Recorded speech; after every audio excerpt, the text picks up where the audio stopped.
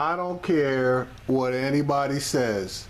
Black gun owners being concerned over police shootings and them exercising their Second Amendment rights is problematic at best and dangerous at worst. The NRA now is soft selling, and I'm going to bring up their response after a whole bunch of NRA members, both black and white, put the heat on them for not coming to the aid of Mr. Castile in Minnesota for being shot after being acknowledged as a legal gun owner with a permit to carry. Black gun owners feel the NRA should have reacted immediately to the shooting. Well, the NRA, in a statement on its Facebook page, said that it would not comment on the Castile shooting until the investigation is complete. All right, I'm going to freeze that right there so you get a chance to read it.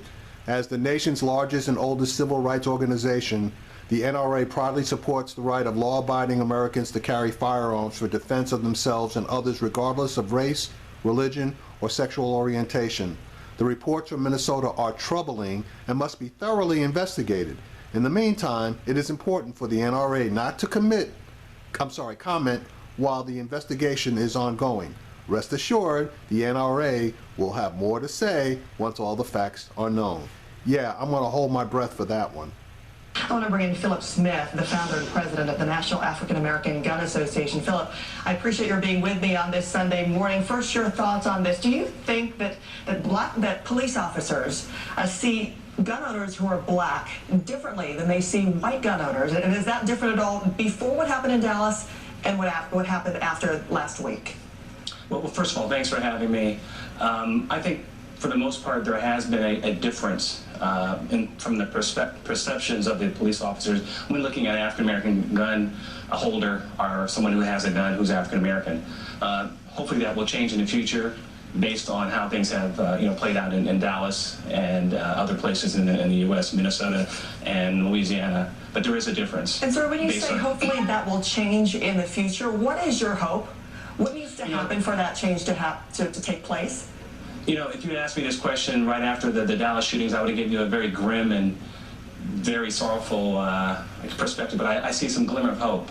I think two things are taking place nationally in terms of the dialogue that African Americans and police officers, those two communities are having discussions. It's a very painful discussion, but I do see some conversations taking place that are honest and dialogue, and hopefully something will come of that. That's going to give some hope and some better outlook for the future for both communities. On one hand, you have the police officers that are viewed in a certain way by the African American community, and on the other hand, you have the African American community that's viewed in a certain way by the police officers. And both of those two camps need to get together, because if they don't, they're going to rip the nation in half. What I think needs to take place, and this is my own,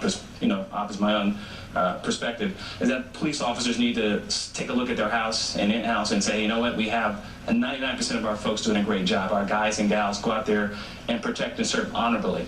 But there is that small percentage, that 0.1, that 1% that's out there that are racist in nature. They have very negative outlook on African-American men and women for whatever reason, and they need to be rooted out.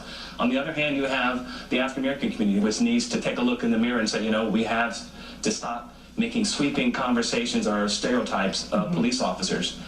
Two tough communities. They both have a lot of pride. I know as an African American, and I am in that community, we have a lot of pride. And the same breath, the police officers in their community have a lot of pride as well. But we have to have that conversation. Otherwise, things will definitely go in a direction we don't want them to go. Well, you made it a point to say that that's your personal opinion, but it's also something that was reflected by the president just moments ago. If you were hearing his remarks, and in saying it's dangerous even rhetorically to paint a broad brush when it comes to police and not acknowledge they're doing a good job. I have to ask you about this protest in Dallas overnight. We know that there was this man who for a time being was really sought after as Mark Hughes. He was exercising his rights as a gun owner in an open carry state by carrying, you see there, the rifle. And then his brother, who was there, one of the activists, advised him to turn it over to police. And here's what his brother said. My brother was marching with us. And so because he's my brother and I understood the severity of the situation, my first instinct was to tell him, give that gun away. The fires was coming from in a different location. But I knew because he had his firearm that a cop could misidentify him or something like that. So I made sure he gave his gun to a cop. All right, so we know that Alcon Hughes was named as a possible suspect by the Dallas police for a time. They even tweeted, this is one of the four suspects, one of our suspects, I should say. Then they removed the tweet. But do you think that police treat a man who is an African-American with a gun first as a suspect? You know, I can speak to that from my own personal experience, and I open carry and concealed carry frequently. And let's be honest, let's have an honest dialogue with America here.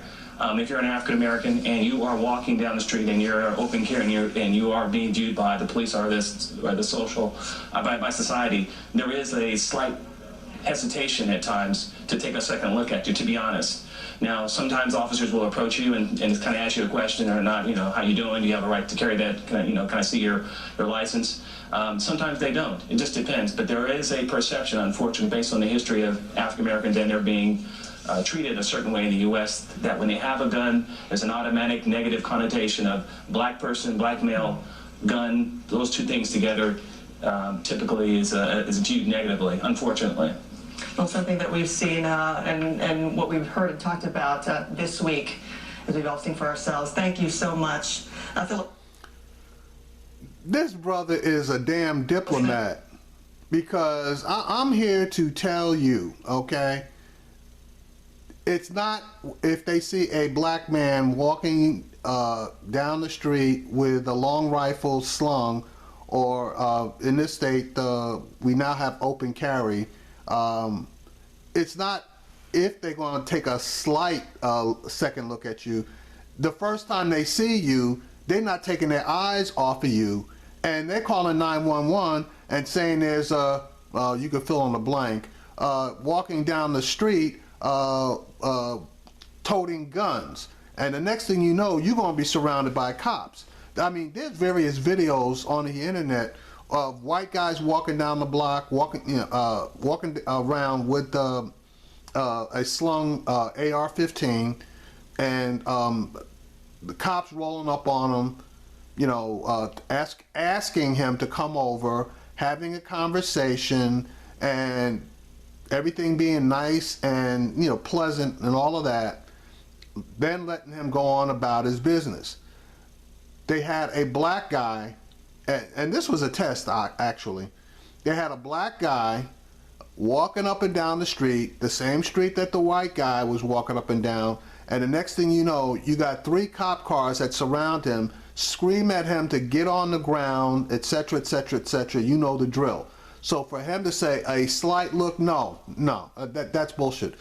A black man is a threat. A black man with a gun is a deadly threat. And just like that situation with John Crawford in that Walmart, and that wasn't even a real gun.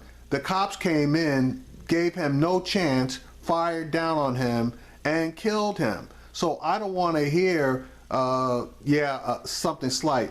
Black gun owners are not treated fairly. They are treated unfairly. And whenever that's going to end, only God knows, because I damn sure don't. And this is for that brother that said that they just basically take a slight second look at a person carrying a weapon. Now, I realize this was during the Dallas shooting, but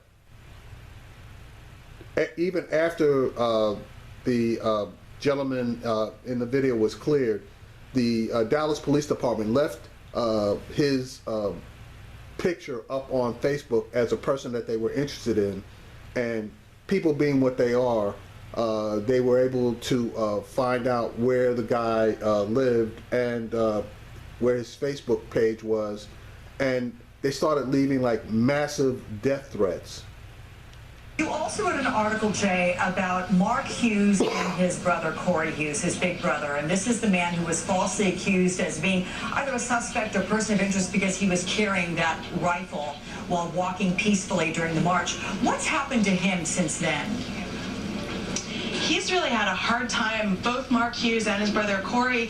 They're in a quote-unquote undisclosed location because they're still fearing for their lives. They've received hundreds of death threats because of that tweet that the Dallas police sent out with his image saying that he was a person of interest or a suspect in the killings of police officers. People think of him as a cop killer, and even though there's been a big push to exonerate his name, they're very worried for himself, for his children. They both have very young children, that they might get attacked, that they might see violence against them. There's been a ton of threats where people have found their homes and they've sent them Google Maps saying, I'm coming for you. So they're really afraid still. And when you say that they're in hiding, are they getting police protection? I mean, there's a certain irony in that, or is this on their own? No, in fact, they have not approached the police. They're still afraid of the police. They said the last people they would want to have near them right now are the police, since they had such a bad experience. And so they're really just protecting themselves. And it's not only hurt their families, but their businesses. Both are entrepreneurs. They've had to their businesses have come to a complete standstill because of this. And so they really feel that the city of Dallas, and particularly the police department, owes them an apology, if not some monetary reward for what's going on, because they've really lost not only their own business but their safety. Yeah. And finally, with regard. Yeah, that's a slight second look, all right.